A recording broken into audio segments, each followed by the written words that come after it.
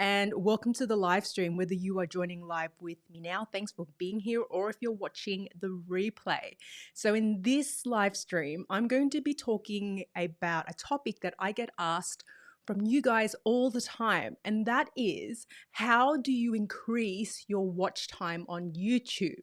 And whether you are trying to get monetized and into the YouTube partner program so you can start earning revenue from AdSense, or if you already have a channel and you just want to get more reach and earn more money or get more eyeballs on your videos, I'm going to be talking through my top strategies to help you increase your watch time, because everyone gets obsessed about subscribers, but really watch time is the thing that you need to focus on if you want to get monetized and if you really want your channel to succeed, right? Because watch time is where it's all at. So let's get started today. So for those of you who don't know me, my name is Sarah Newen, and I help you build your business using video on social media with ease. Now, whether you are live now or if you're watching the replay, please put your questions in the chat or in a comment and I'll answer them at the end of the live stream or after the live stream. And everything as usual that I mention in this live stream will be, any resources will be added to the description below. So watch time. Let's quickly talk about what watch time is. Now, if you go into your YouTube studio, your YouTube channel studio, you'll see, if you haven't been monetized yet, within the monetization tab within your account, you'll see what I've got on the screen now. It will tell you how many subscribers that you have and how much watch time you have, you currently have, and and the requirement is 4,000 hours of watch time in a 12-month period in order for you to be monetized, right? So this is the requirement from YouTube. You can't get monetized, you can't start earning money on your ads, they won't switch it on until you've got the 4,000 hours of watch time. Everyone that I know who's monetized in a short period of time, or who has gone through the journey of being able to get monetized, including myself, have found that it's easier to get subscribers once you start your channel on YouTube. It's harder to get watch time, because watch time, I believe, pardon me, requires a bit more strategy, a bit more thought. And that's what we're going to cover today. We're going to talk about my top strategies. I've got 6 for you today to help you increase your watch time so that you can get monetized, so that you can improve, retention on your channel, and, you can get that glorious YouTube money coming in. So let's start and get right into the goodness. Make sure you stay into the end, because the 6th tip that I have is the one that I found changed the game for me.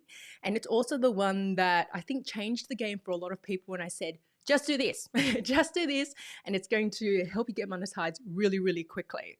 So the first thing I want to talk about in terms of strategies to help you increase your watch time is to give your thumbnails some thought, right? So I think the problem that people have is that when they're releasing videos on YouTube, the thumbnail, it's kind of a throwaway. It's like they put all of the effort into creating the video itself, that when they go to upload it, it's like, okay, I'll just put a freeze frame from the actual video as the thumbnail. Now, the problem with that is that if you think about the user journey, the viewer journey, as they're looking for a video and yours comes up, they're scanning the title and they're looking at the thumbnail, and it's the thumbnail that makes them click, right? Some people say, no, I don't think so. People just, don't care about thumbnails, but they do. So I want you, if you want to increase your watch time, to give your thumbnail a little bit more love. I want you to, if you are, putting text on your thumbnail, and I do all the time, make sure that it's big, bold text. This is not the space for cursive text. This is not the space to be all fancy, and it's not the space to write an essay. You have a couple of words, really, really big, so that people, when they glance at your video, they can see what it's all about, right? So those are the tips that I want you to apply when it comes to your thumbnail, and you'll start to see that it will start to make a difference. The other thing is, when it comes to thumbnails, one of the things that I do that I find has made a difference is, as I'm doing the research for my video, I have a look at how other people are doing their thumbnails for that same topic. For argument's sake, if I'm doing a tutorial on how to create a Facebook page, and I see that everyone in their thumbnail has the Facebook blue, I will make it a different color. I'll make it a brighter color so that when people are scanning, my one will stand out, right? So just try to see how people are doing theirs and make yours different. The problem that people have is that they copy other thumbnails because they're like, oh, that must be doing really well. And it's like, yes, but then you start to look the same. So try to make yours different, whether that's changing the color of it, making it brighter compared to everyone else's, or just taking it, having a different angle on how you represent that thumbnail visually. So that's the first tip I have for you to actually increase your watch time, because you can't get watch time until people are clicking on your thumbnail. So give your thumbnail some love. I use Canva to create all of my thumbnails, and they're a great tool because they've got lots of templates to help you make your designs look really, really good. And it's really easy to use, and it's not expensive, unlike trying to learn Photoshop or expensive tools like that. So give your thumbnails some love, make them stand out, and just give your thumbnails a little bit more thought.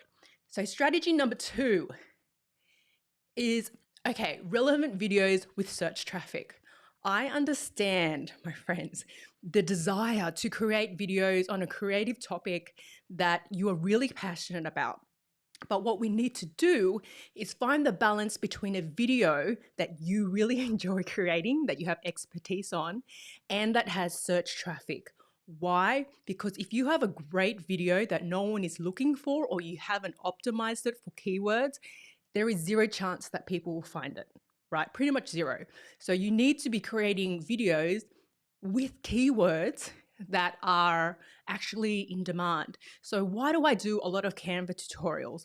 One, I love the product and I personally use it and I think they're fantastic. The second reason is because there's a lot of search traffic for Canva.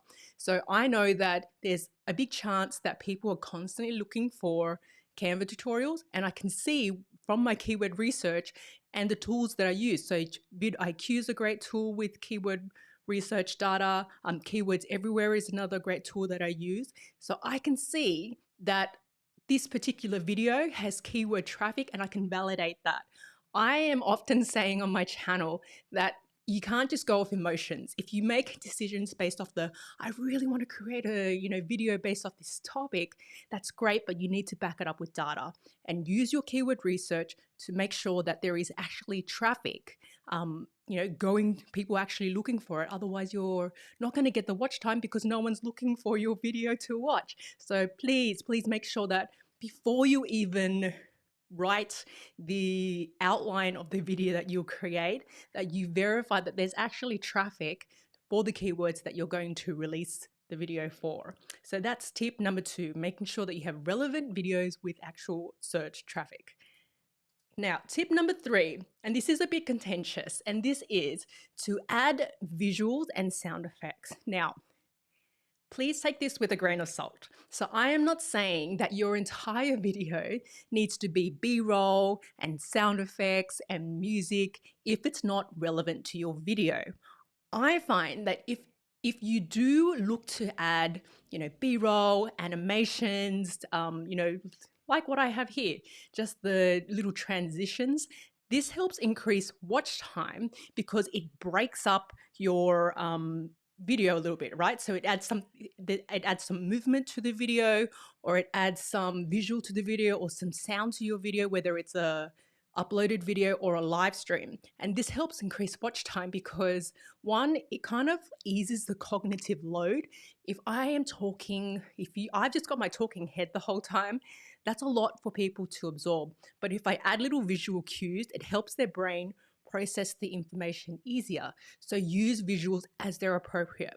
What I don't want to see is you adding B-roll. So if you adding a clip of a waterfall in your video, if that has nothing to do with the video, right? Don't add visuals for the sake of it. Add it if they actually enhance the video or help you tell the story, or if they, you feel that this really will help break up the video. This really will help increase the production or the perceived value of your video. So only do it as it's relevant. I do a lot of animated titles, and I get a lot of questions on how I do things like this. So I have a template that I had created, and that's the secret. every time I go to create a video, I'm not recreating these titles from scratch because that would take an enormous amount of time. I've got a template that I use that I had created. You can get templates from a bunch of resources, whether it's Envato, the Envato marketplace, whether it's Video Hive, lots of places. I'll put the links in the description. And once you have these templates, you can edit them yourself, right? You can add your own text, you can modify them.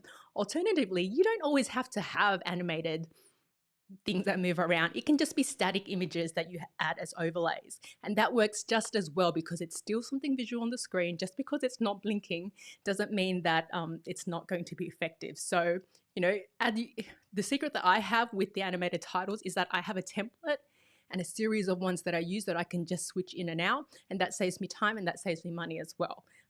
Yeah, so use them as appropriate. Don't go crazy. And only use them as they will add value to your actual video.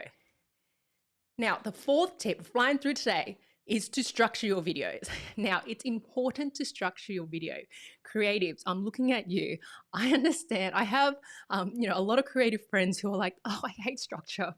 I just want to be able to be free to express myself and deliver the video however I want. And I'm like, that's great. However, we need to take that creativity and put it in a structure, even if the structure is as simple as having an introduction where you open the video, the main content piece where you deliver it, and there's structure for you to deliver it so that within that delivery of it, you actually deliver on teaching people something so they can complete a task, entertaining them, or whatever it is that you're doing, and then you end the video.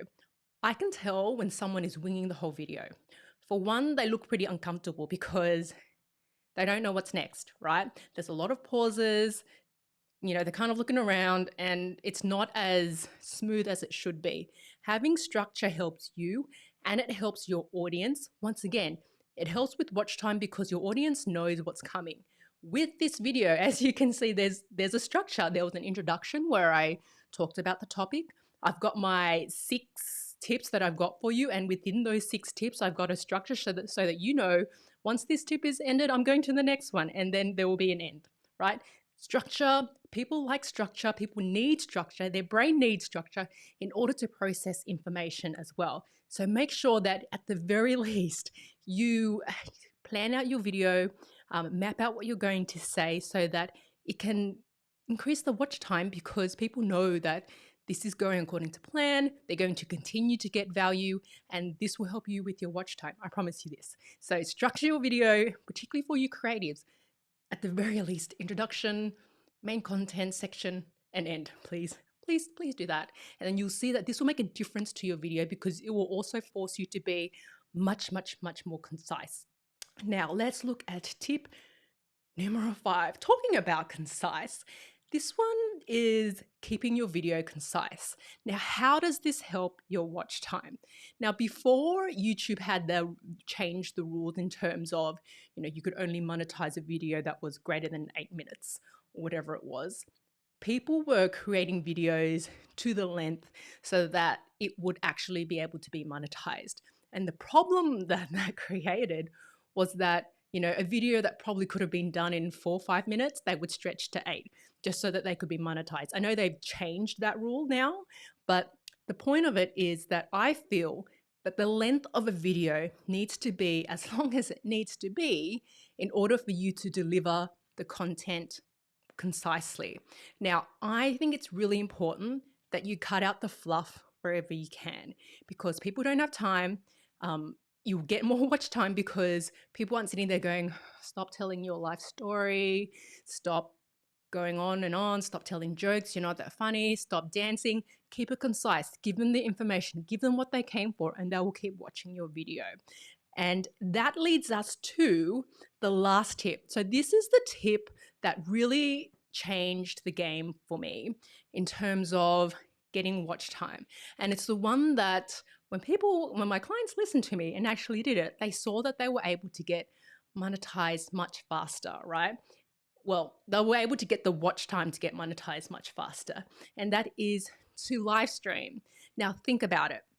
When you are on a live stream, even if you have a couple of people live, I find for the most part, you'll probably keep those people for at least half of your live stream, right? So you'll be able to get at least 50% watch time for your live stream. And whether you go for 10 minutes or 15 minutes, 20 minutes, half an hour, that watch time accumulates faster than a video upload that you have where you need to get the views on a video.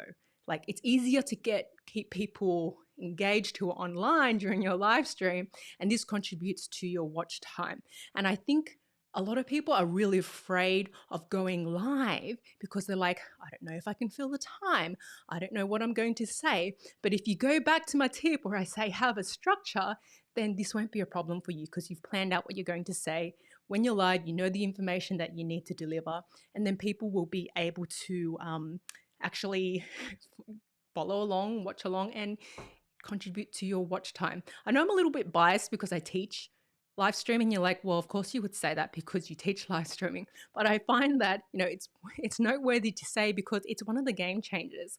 I know there are a couple of like larger YouTube creators who I follow. And in the last year, with all of the things that have happened, uploading has been a challenge for a lot of people. So instead of uploading, what people are doing is live streaming, whether that is just jumping on and doing a Q&A for a period of time, where they're interacting with their subscribers, or they're just delivering their content in a live stream as opposed to uploading. Live stream's that hack, right? Live stream's the biggest watch time hack because it's not as hard as you think to get people watching and to keep them watching once you're on a live stream. So that essentially wraps up my top 6 tips for increasing your watch time. If you have a think about the things that I've talked about, really, it's about doing all of these little things and then improving your video every single time, improving your live stream every single time. I think people are constantly looking for hacks. They're constantly looking for shortcuts in order to get monetization, right? And I see it all the time and I understand it. I understand why people are so seduced by the ability to be monetized and make money off YouTube AdSense. But I think if you keep the focus on your content and improving your content by 1% each and every time, you'll be really surprised how easy it is and how much faster you will get that watch time up so you can be monetized than you think. So keep the focus on the content, keep the focus on having a great structure, having a great thumbnail, making it visually appealing so that people can keep watching it, keeping it concise, and that will make a big, big difference. And I think that we need to shift from being so obsessed about subscribers, because it's not subscribers that will actually, it's not only subscribers that will actually get you monetized, it's the watch time. And that's what I want you to focus on. And that's pretty much wrapping up today's live stream. So I'm just going to jump quickly to the comments section. Just want to say hi to everyone who's jumped on. Hey Giga Art, hey Cops Court and Community, great to have all of you guys here. Cops Court and Community said, I'm trying hard to work on the thumbnails. Keep at it, right? So, when it comes to thumbnails, there's also a tool called TubeBuddy that lets you split test your thumbnails. Remember I said, don't make decisions off emotions, use data. So with TubeBuddy, what they allow you to do is they allow you to upload 2 different thumbnails for the same video, and then TubeBuddy will push it out and you'll be able to see which thumbnail performs better. So you have data to help you make an informed decision on which thumbnail will perform better. So let's say, for argument's sake, I was going to do a thumbnail where one is a pink background and the other one is a blue. I can test with data to see which one gets the higher click-through rate. So, there's tools out there like TubeBuddy that will be able to help you get the data to make those informed decisions. So, yes. Hi, Aesthetic Crossing. Thanks for being here. Cops Court and Community said, I use TubeBuddy and never really used that tool. I think that it's a feature of their paid plan, so have a look into it, but it's worth trying out, right? It's worth trying out to kind of get that data anyway. So yes. Rolling on Three Wheels says, you help my live streams a lot. Oh, thanks so much for saying that. That's such a nice thing for you to say. And yeah, so, I talk about live streaming as a big watch time hack because it is. And that really is the truth.